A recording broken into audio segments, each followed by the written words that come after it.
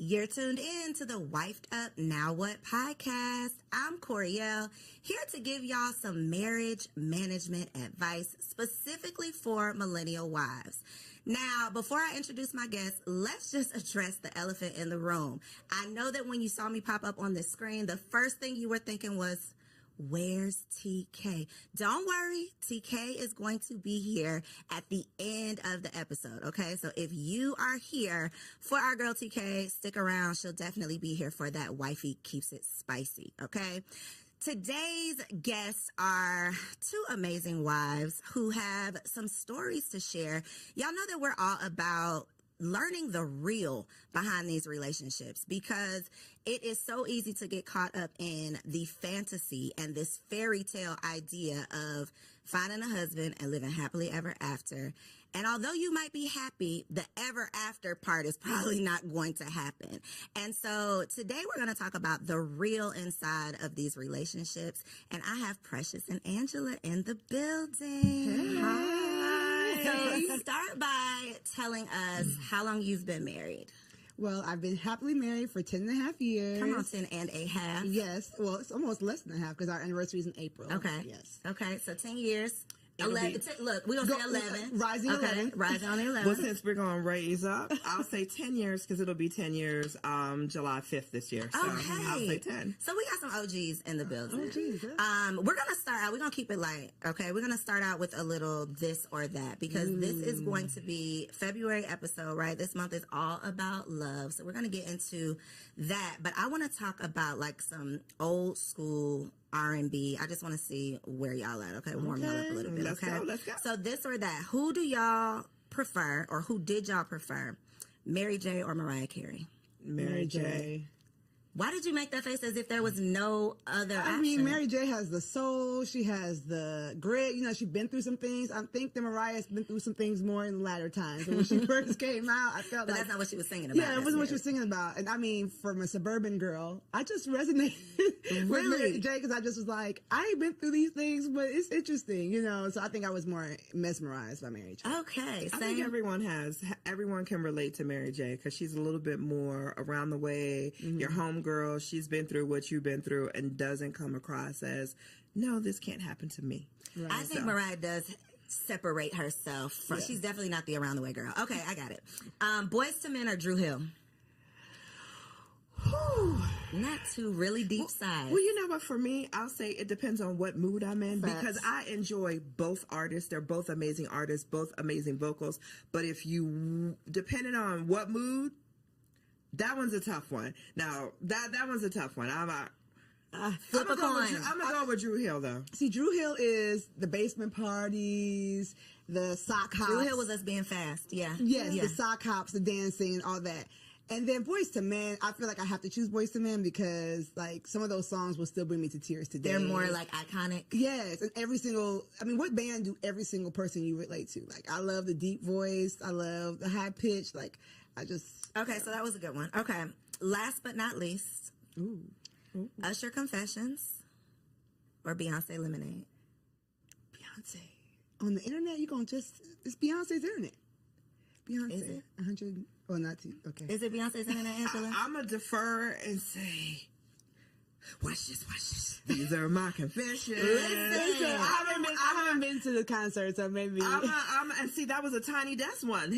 I'm going to go ahead and say Usher. I am definitely in agreement with Usher. Yeah. I think that the album, now I put the album specifically because I think that it would have been hands down like Beyonce, but the Confessions album was so iconic. Priceless. Yeah, it's just like, how can you compete with that? I don't want to revoke my card because I just never really was like, I'm not saying it's anything against it. You're not familiar with it? I'm familiar, but I wasn't like one of those people that was playing and on repeat. Okay. Like, I don't know what era of my life. Every minute of every song. I don't know what era of my life I was in then. But college, freshman year.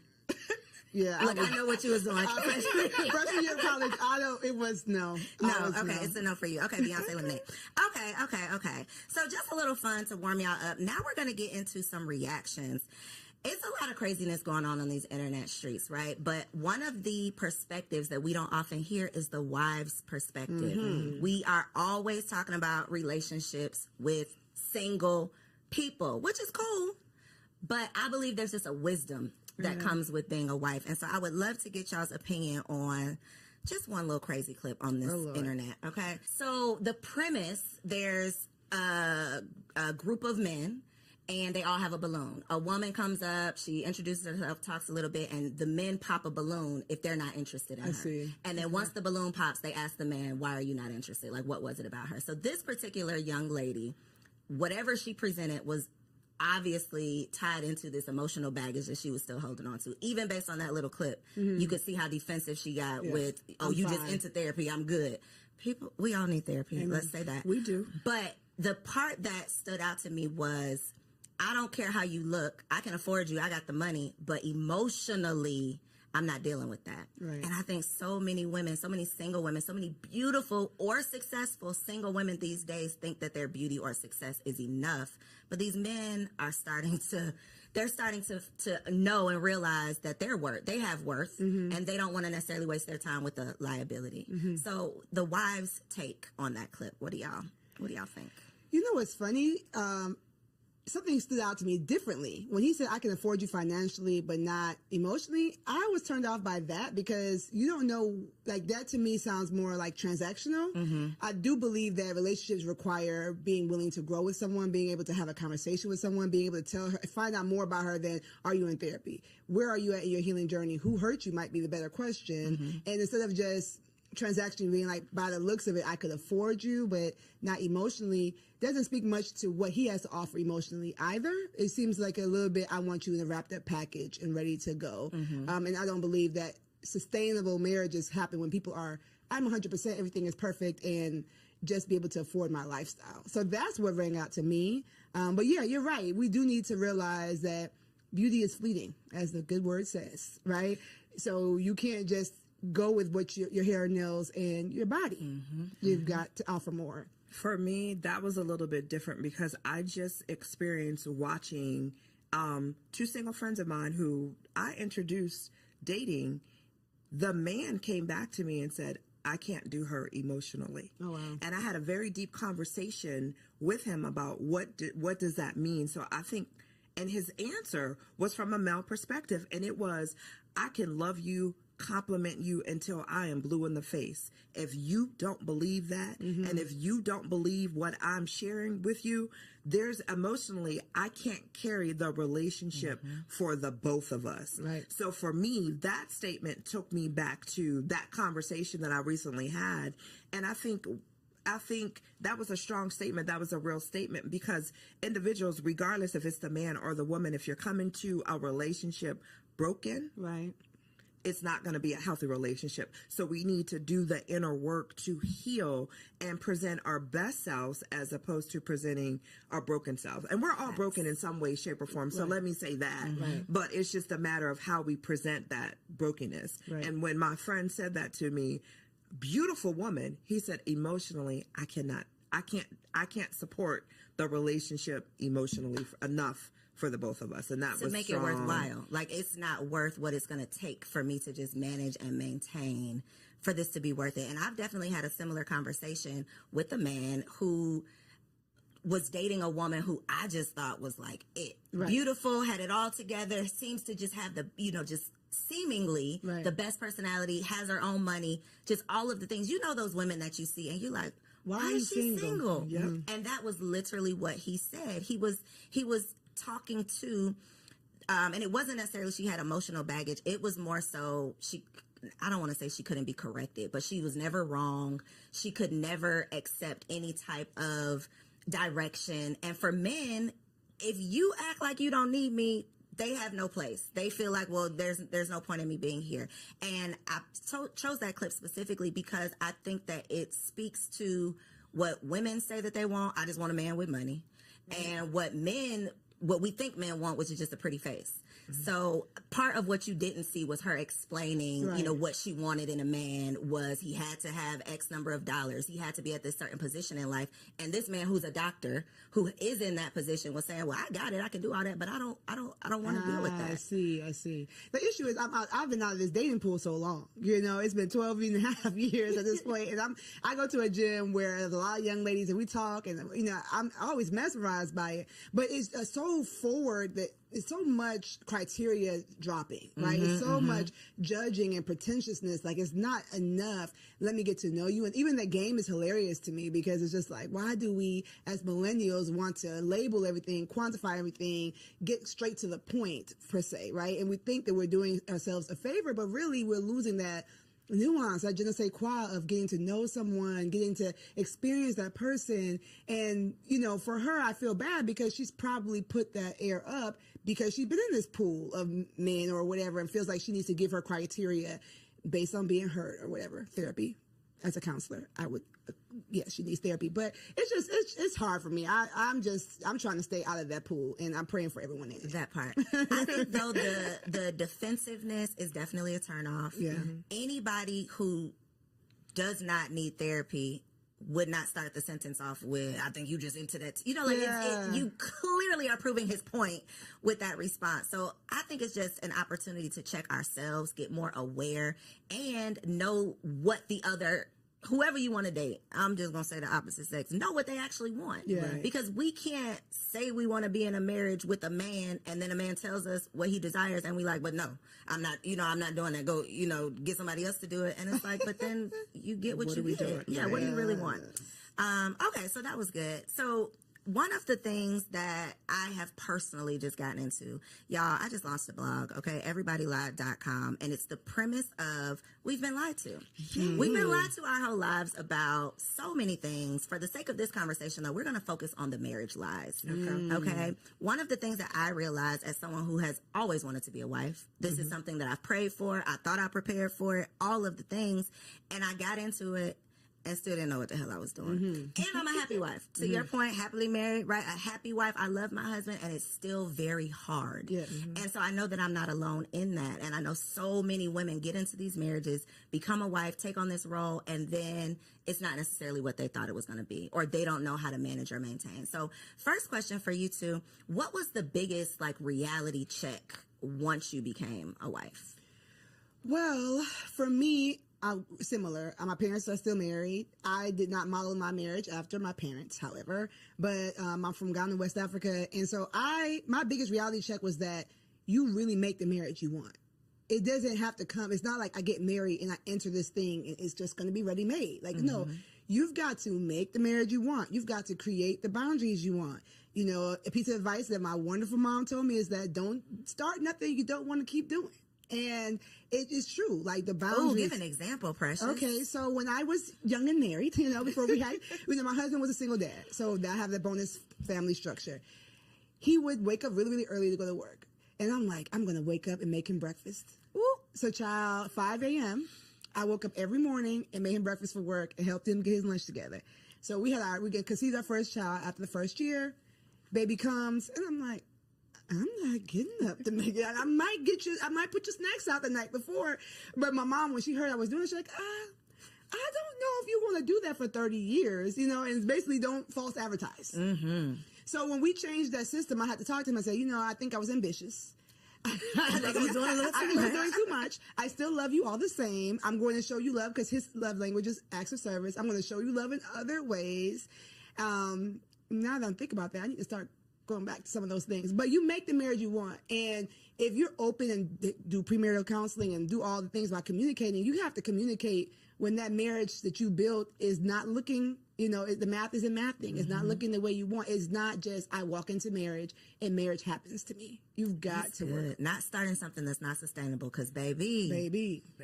And then I'm going to let you answer. But one thing a point that you made that I want the people to take away from this is that was his love language, and you had to have a conversation about why it was shifting, because his natural thought would have been, she don't love me no more. Right, the baby came and she don't care about me. And now y'all bumping heads, right. And it was a simple, I'm tired now, I can't keep up with this. But if you don't communicate it, then it turns into, my wife don't want me no more. Exactly. And we know what that can turn into. A lot. So a lot of things that you don't want. So I love that you were able to recognize that and point that out.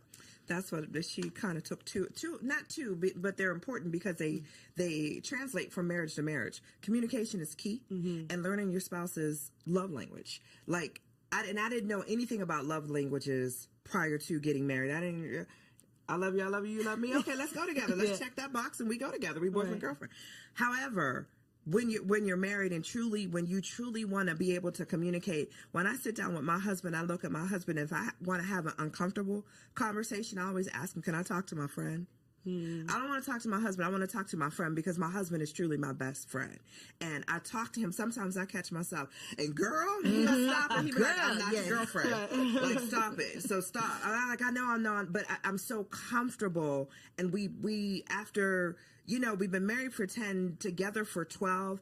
I've been able to figure out how to communicate with him, not to him, but with him. We communicate amongst each other. And I think, in the beginning, because I was single for so long, he's like, why do you talk at me? And when he said that, I had to take a step back and really understand what he meant by that. So now it's like, hey, can I talk to my friend?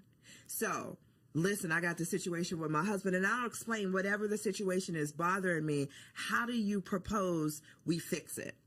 And then he'll giggle, and he's like, so should I answer as your friend or your husband? So it's just finding relatable ways that's not going to make someone defensive, that's not going to make somebody automatically shut down and not listen, but finding creative ways to communicate. So I'm going to go back to, I love when we first started dating. Like, so let's talk how we talked when we were dating before we got married. And then I had to understand, what is your love language, and incorporate his love language into our communication to keep things easy. So again, it's just that communication and knowing how you want to be treated and how your spouse wants to be treated. And that is, and making your marriage your own to what Precious said. Like, no one has a blueprint, and you want your marriage. You want to enjoy your marriage. You want to be able to say, hey, I love it here. Yep. That should be it. I love it here. Yep. One thing that you said that I think is a big challenge, and it goes back to the clip with the you need therapy, the emotional immaturity, whatever, is I have to say it in a way that he doesn't get defensive. I want to flip that, though, because me and my husband have had some conversations, and I'm on the defense immediately. And it's part of me recognizing things you need to, areas you need to grow in, things you need to work on. I am very non-confrontational, so I don't want to have those tough conversations. But baby, in this marriage, it is not what you want to do. It's what needs to be done. And so for a woman who's not willing to mature or grow or evolve or go to therapy or work on herself, marriage is not going to work. It is not going to last. She need to stay single. You have to stay single. I put up on threads, if you can never be wrong, you should never get married. Like, if nobody can check you, that's the point of marriage. What honestly. Are you doing? Like, marriage is your mirror. Marriage and motherhood too, if we're going to get to that. But marriage and motherhood are your mirror. Okay, alliteration. You're going to see yourself in the way you never saw yourself while single. Like, if you see yourself, it's going to be uncomfortable. It's going to be so uncomfortable. If you see yourself in your own eyes all the time, then, I would say get some really deep relationships, even with the opposite sex, even with your own gender, before you get married. Get people in your life that are going to challenge you. Iron sharpens iron, right? They are going to challenge you and show you where you're fleeting. I know nowadays roommates aren't popular. Like I said, this is a new thing for me, but I am a proponent of maybe having a roommate.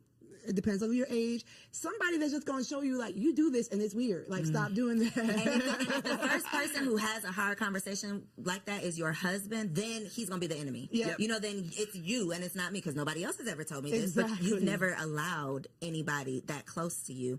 And you need therapy before you get married. Okay, I know they say premarital counseling, but you need your own session so that you can work through your stuff before you bring that baggage into a marriage. How has your communication had to change within your marriage?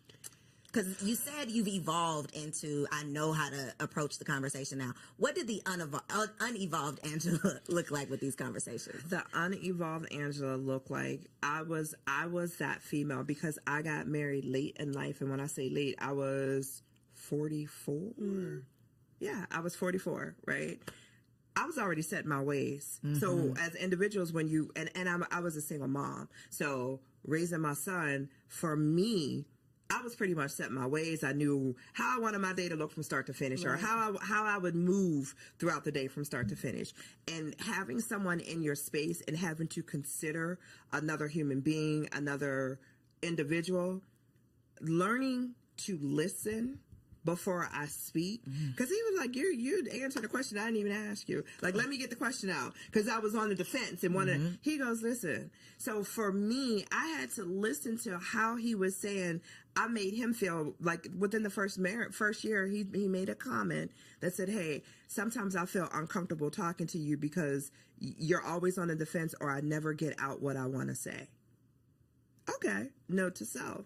So let me take a step back and let you fully. So now what I do is I'll sit and I'll listen. I'll wait. I'm like, are you finished? And it's not that I'm listening to respond. I'm truly listening to hear what he's saying, to have the best response, knowing at the end of the day, it's me and you. Like this isn't a competition. We're here to grow and evolve each other. So if you're telling me that I make you feel a certain way when you're talking to me, let me just listen first before I go to respond. And then that way you can feel comfortable with saying whatever it is that you want to say to me without me coming back at you. Well, you didn't do right. And it's not about me. It was his opportunity of telling me how I make him feel. So I don't respond back with, well, you do XYZ to me, or you do. It's about you. This is your moment. So you need me to change these 3 things? I got you. No problem. Partner, I got you. What about you, Precious? I'm really thinking hard about this question. My husband's the easiest part about being married. Honestly, like the guy, his enemies don't like me. Right? They love him and don't like me. I'm like, wait, I didn't do nothing to you. Like, he just is the easiest part about being married. So our communication's always kind of been like, what's up? Very chill. I think the nonverbal communication is something that I've had to work on more. What's that look like? Your face talking for you? Maybe just like, my love language is physical touch, which is not a lot of women's love language. So if I'm irritated, I'm like, you don't really gotta touch me like that right now, right? But so working on that, and then also we talked about evolution, right? So Co knows this. I lost 75 pounds before I got married, and I've gone through weight loss after having all of my kids and all that kind of stuff. Right? Yes. So having 3 kids, having a weight loss journey, and now I help moms do the same thing, but I've had to learn my body. So my nonverbal communication has changed, right? The things that I like have changed. So I've had to communicate with him physically different, and he had to learn me more so differently as I have gotten older. Now I feel like I have the body I wanted when I was 20 something, you know what I'm saying, in my 30s. So our physical communication has changed and evolved, and he's thankfully saw me on my journey when we met. And so he likes me heavy. He likes me slim thick. And so it works, but we had to kind of figure out like, oh, okay, you can do that now. Okay. Like, okay. So our physical communication, has had to evolve. Okay. Reading between those lines. Exactly. I want to talk about those times you want to kill him though. Okay. Because 2 o'clock. Look, 3 o'clock now. I really love my husband down. And there are, love his dirty draws. But there are days when it's like, I'm going to kill this nigga. Yeah. Can I do this for the rest of eternity? Right. I have honestly had those thoughts. And I'm sure he has as well. I think it's just kind of what comes along with it. But that is not the expectation with the happily ever after that we're signing up for. Right. So in those moments when he is your best friend, he's the easiest part of marriage, but it ain't easy. What do you say to yourself in those moments? What is your outlet? How do you calm yourself down? What do you tell yourself to put yourself in check? Like, what do you do in those moments? Yeah, so I said my husband's the easiest part of marriage because his personality, like just who he is like, wow, I don't think my personality can match with anybody else on the planet, right? But marriage is more than just you and that person. Marriage is you and that person, their child, if you have a blended family, or their parents, the way they relate to their families. With however toxic their families are, that's something you need to evaluate before you get married. Like, all those things matter. And so, the days where I'm just like, I don't like how you handle that, or stick up for yourself, or go for more, or, you're so talented in this, I want you to, where you're like wanting to coach your own spouse and you have to let them be their own person. I have to really decide that, like, am I? Personal development and becoming a better you is always going to make a better we. And so I think that a lot of times, especially wives, we have that vision. We can see where we can go. And sometimes our husbands are like, I want to watch football. Like, or I don't need to I'm do good. this. Yeah, I'm good. Like, we're good right here, or whatever. And even if you have a super ambitious husband, some of the things that we see vision for, they don't see it. And so I say to myself, I say to my clients, like, focus on you. Focus on go to the gym, get a hobby, cope with your friends. Some of the things that we are getting frustrated with our husbands are because our friends are supposed to hold that role, not our husband. And so I've had to learn. A word right there. Listen, like, sometimes you're just putting too much weight on that relationship and it cannot stand the weight.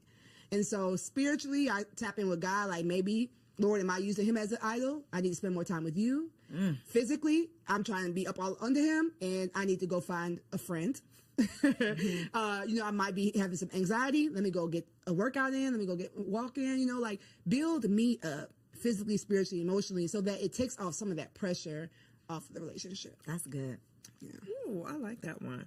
When I get to the place where I just, with my husband, I honestly, I take a step back and I say, is it really detrimental to the marriage? If it's not, I let it go. And it's funny, our arguments, 10 years, our arguments are so minute when I listen to other marriages and we talk about, like, issues or problems. Our issues are so small, and I feel like I'm so blessed because of that, because we talk all the time and we communicate about things all the time. But when I get to the point where I just want to choke him, I take a step back and, like, is it really that deep?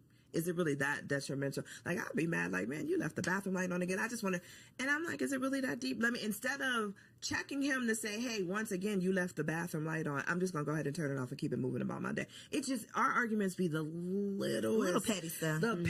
But those little petty things can add up. Yes. If the communication is not there. If you don't, if they're not communicated. So, like, our arguments are not, like, I just look at and even, like, our biggest arguments are, I take a step back. Is it really that detrimental to our marriage? And if the answer is no, I just let it go and keep it. Do you all believe there's deal breakers in marriage? In your personal marriage, is there a deal breaker? I say all the time, if you cheat, then yeah, that's a deal breaker for me. And he looks at me, he was like, you'd be so quick to dismiss somebody for cheating. I'm like, for me, you always have a choice. And that choice is not necessarily, am I going to do it or not? But there's a choice prior to you wanting to do that. What is wrong in the marriage that needs to be fixed that you couldn't communicate with me? So give me the opportunity to fix it before you cheat. So for me, anything else we can get over. But if you cheat, there were all these opportunities. Obviously, I was not giving something. Don't know what that could be because you've never communicated that to me. So for me in our marriage, my husband already knows, for me, like, cheating is like a deal breaker, where he's the opposite. I'm his second marriage, and he's like, we're together forever. So basically, and he always says, I had to ask myself, before I asked you to marry you, is this for good? And is there anything that I could not get over? And his answer was no. So I'm like, okay, well, that man ain't cheating. That man ain't cheating. He's trying to stay with you. I would say there is no immediate deal breaker in my marriage. Okay. So that means nothing is, you can't talk about, at least have a conversation about. Right. So immediate deal breaker mean, I don't care what you say. It's over for me. I mean, maybe if he put his hands on me, I can't see myself. Maybe if he put his hands on you, because if he put his hands on me, I just can't see him turn. Like, that to me seems silly to say. You know what I'm Like, saying? there's no chance this it's like when we were dating, I used to say, if it was a burning fire and me, your mom, and your daughter were in the room, who would you get first? He's like, I'm not answering that. That's silly. I'm going to find a way for all of y'all to live. Yeah, it's not happening. Why are we all in this house in this fire, right? So that to me is like, when would he become, just randomly after all this time become that kind of person? So yes, I would not be with someone who would put their hands on me, but I don't have a immediate deal breaker. That is great and scary. It is very scary. And I mean, I feel like I can say that now, right? So, I'm never going to be like on this internet, like, oh yeah, everything is perfect over here. No, I mean, we were both working class. We met. We still out here working through this pandemic, through this economy like everybody else. So I won't say that we're perfect and it's not something that the enemy could use to break us. But the way we look at marriage is like, this is our way to show people that Jesus is real. Like, this is our way to show people that, like, he didn't die for nothing. So for me, I would just pray that, like, whatever came our way, we would look at it as an attack and we would fight it together. Now, if we didn't make it, then we fought. You see what I'm saying? So that's why I say it's no immediate break. It's not to be like, oh, I love my husband and never divorcing him, but more so like, we represent more than just me and him being happy. I love that. It's bigger than just y'all are building something bigger. Yeah. When it comes to losing yourself in your marriage, I think this is definitely a woman problem. And I think it comes down to what you said, Precious, of a lot of women, when we find this man of our dreams, I would just speak for myself, not a lot of women, me.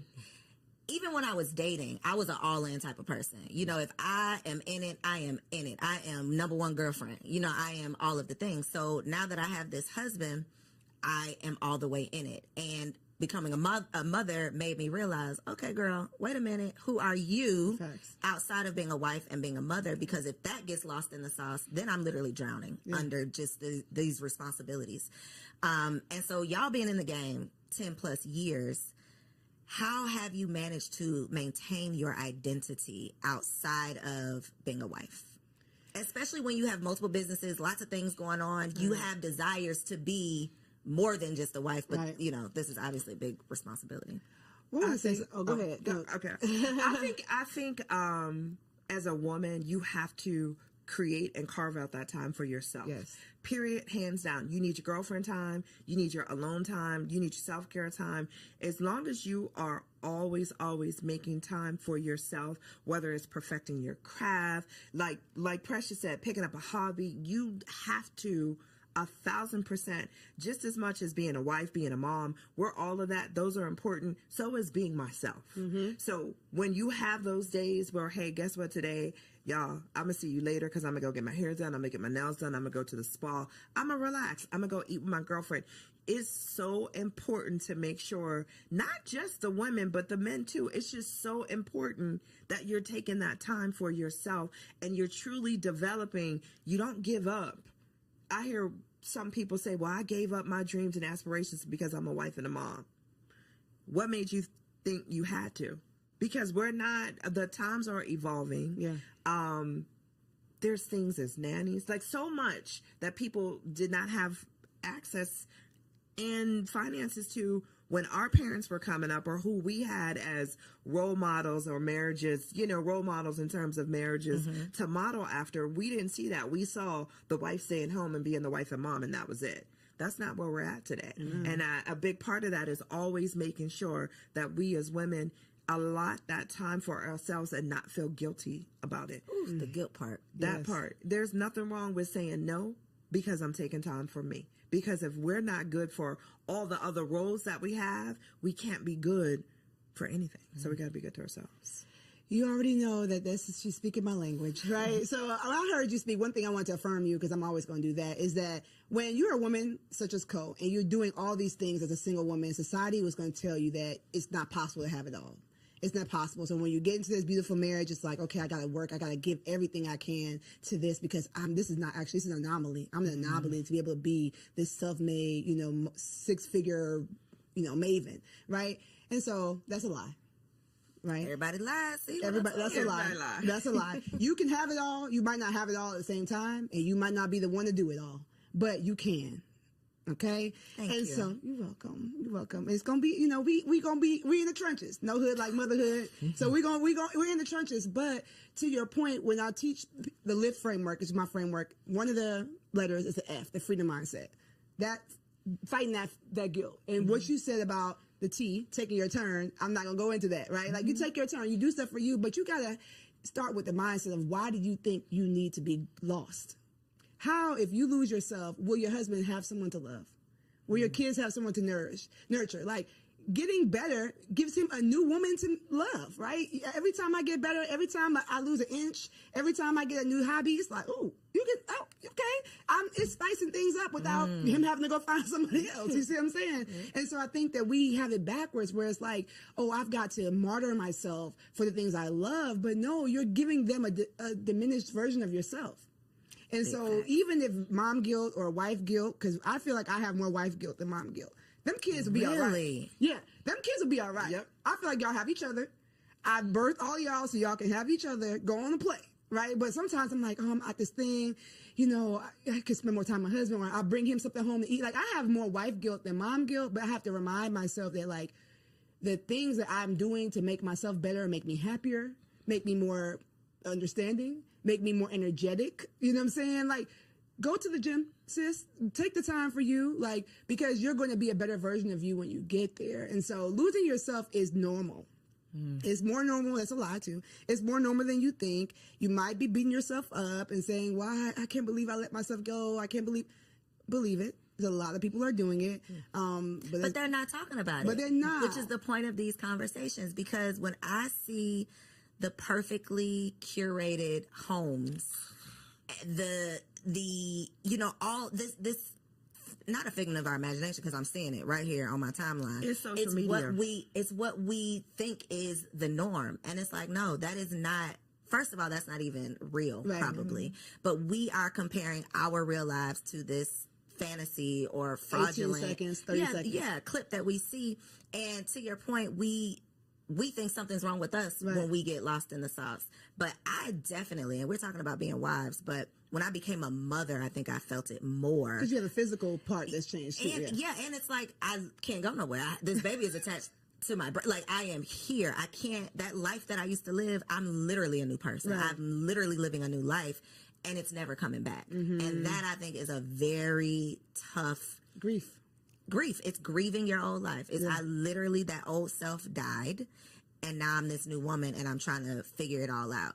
And so conversations like this are so important so that we can normalize the struggle. Like, this, it's not happily ever after. It can be happy, but ever after to me means forever and ever and ever. You're just gonna be happy, and that's not the case. Exactly. I think to Precious's point, she made a statement earlier in regards to when you become a new mom, your friend circle's going to change. Yeah. You want to surround yourself around individuals who are walking the same path you are. You're a new mom, and I'm not saying you're a new mom today, but as a new mom, you're not hanging with the girls that always want to go to the club, because that's not you anymore. So as you develop as a woman and as we evolve as women, our circles change. Our circle of influence change.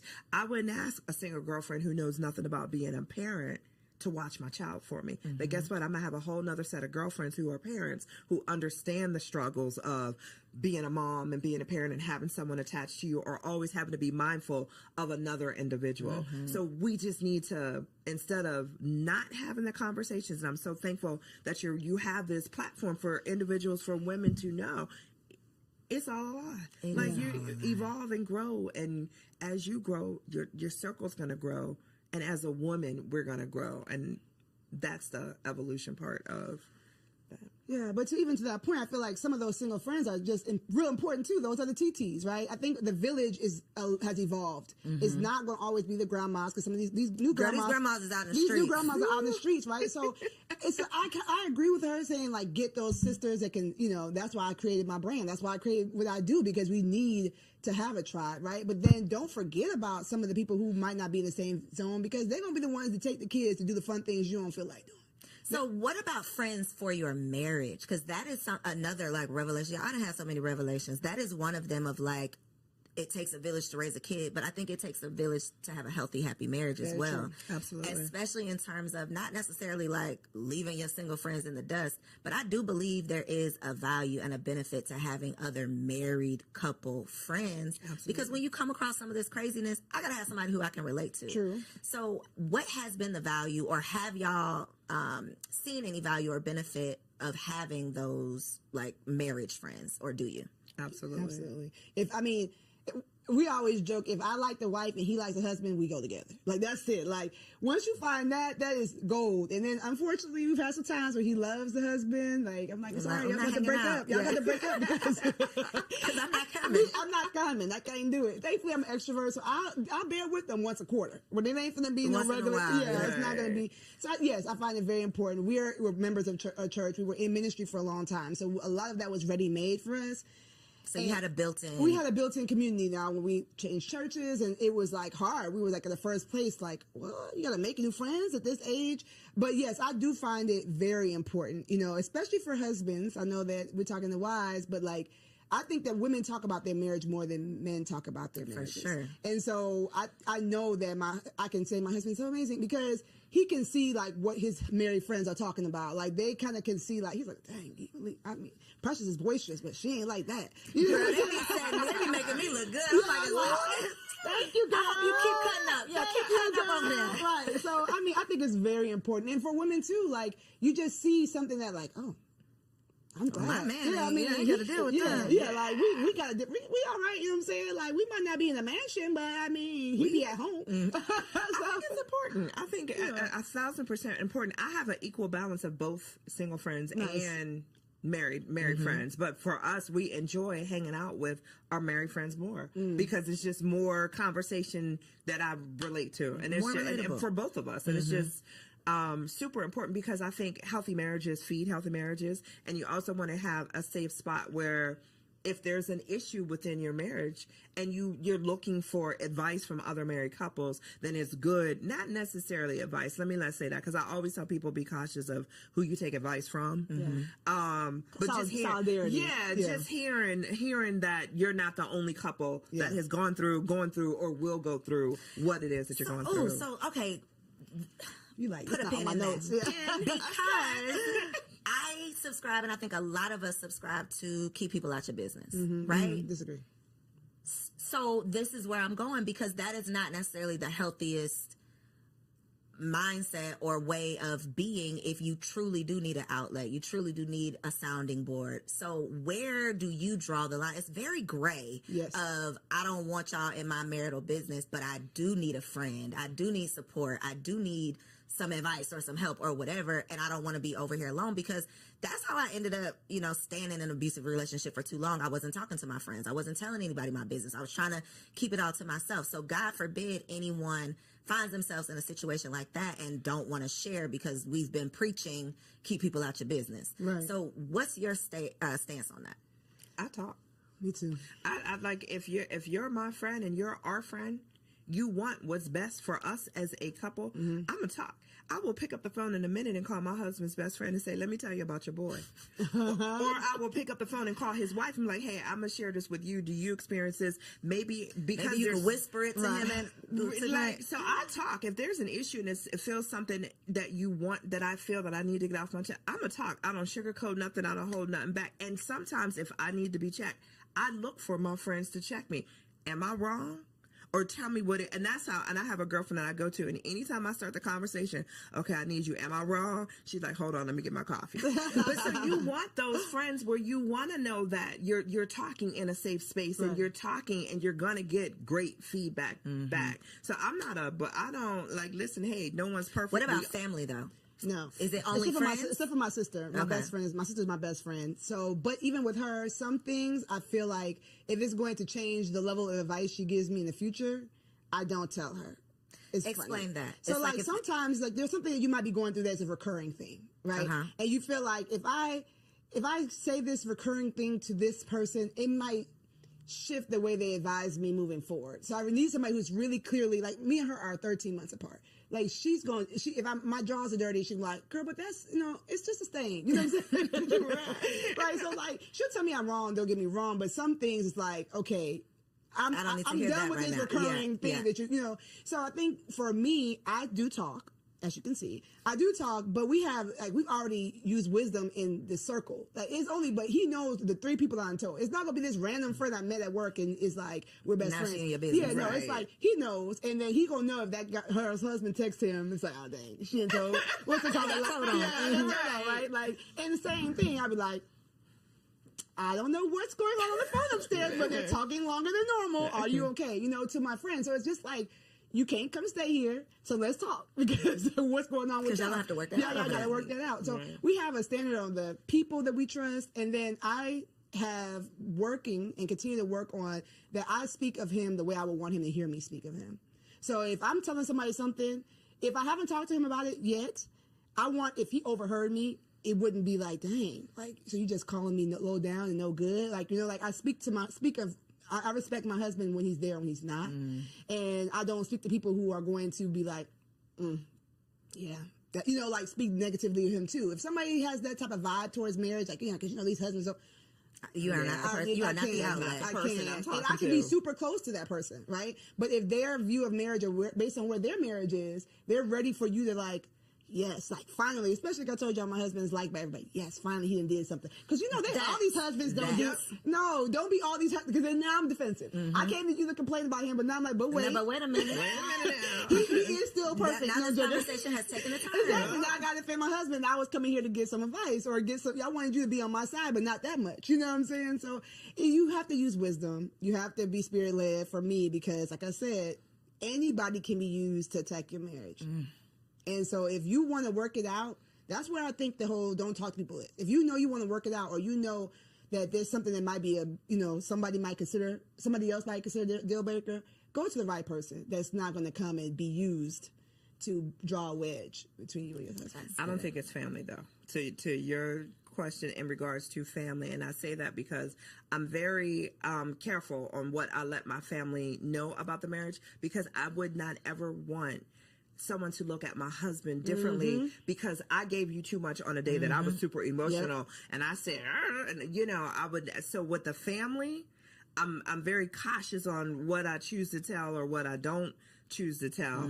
Friends are different. Family, because 9 times out of 10, my husband already told me we're not getting divorced. So I don't want to go paint this image of because I'm mad at you today. Now I'm gonna have my family mad at you because my family ride or die. They going.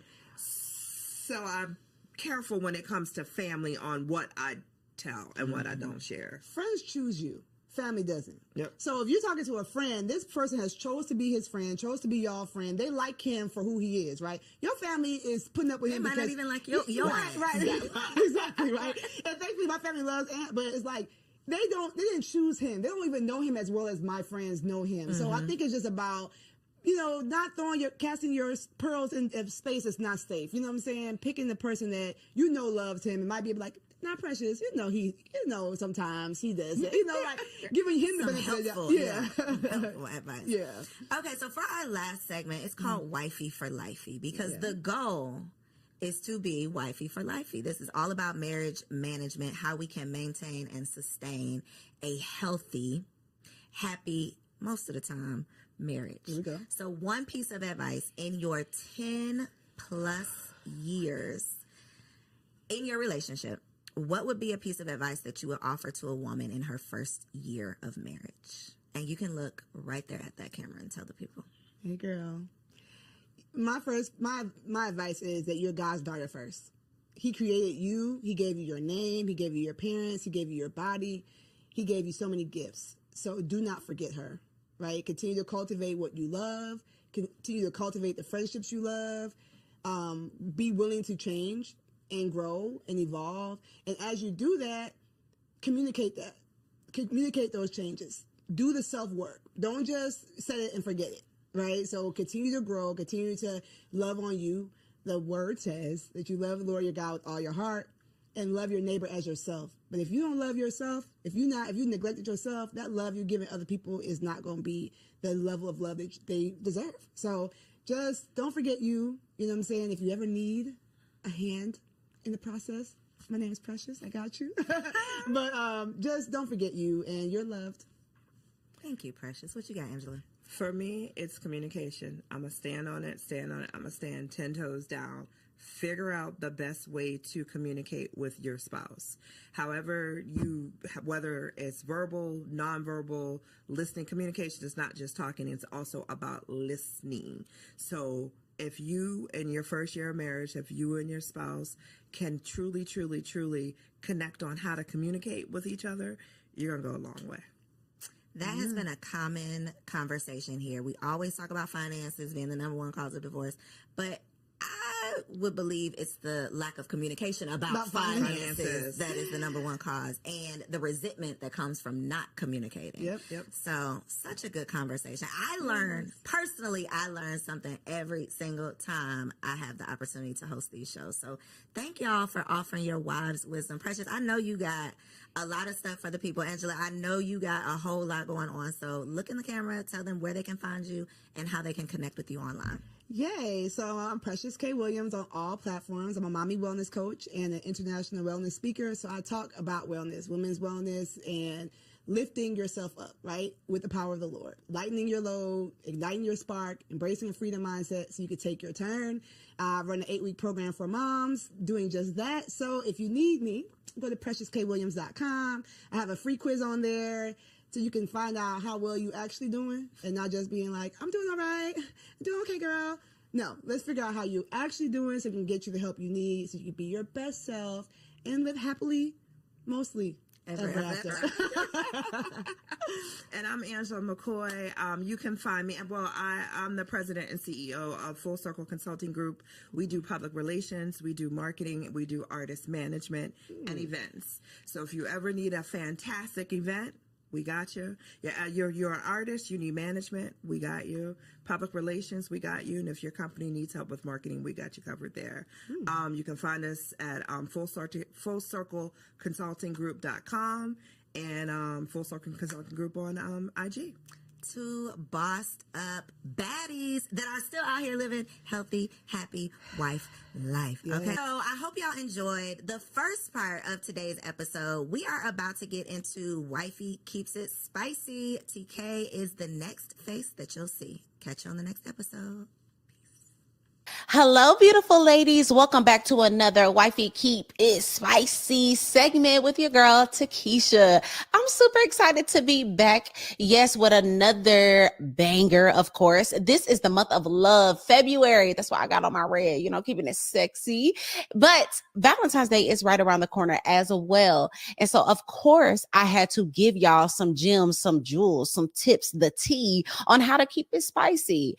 Listen, this week is for the big girls. Okay. What do I mean? Because I'm about to challenge y'all to something all month long. Okay. I'm not just about to drop some gems for y'all to be able to enjoy one day. No, baby, we are about to have thriving sex lives and intimacy with our spouses forever. Okay. So we're going to lay down some foundational work, right? I want to challenge y'all as your sister, as your auntie, as your friend. Okay. Am I auntie? But as your friend, I want to challenge you to two things. Okay. I need you to ask yourself if you are ready for the challenge. Why am I challenging you? Because I have done these things. I have experience in these things, and they have absolutely elevated my intimacy with my man. Okay. So if you want to elevate your intimacy, if you want to keep it spicy, I dare you to accept this challenge. Number one, I challenge you to step up in your femininity, specifically in the way that you dress in your house. Okay. A lot of us need to go ahead and fold up the leggings, the oversized t-shirts, the hoodies, the sweatpants. Fold it up, sis. Let's fold it up. And we're going to wear our little house dresses around the house. Okay. We're going to wear elevated loungewear around the house. Okay. We're going to wear those Ross and TJ Maxx summer dresses in the home. We're going to get oiled up. We're going to look cute. Why does this matter? Why am I challenging you to this?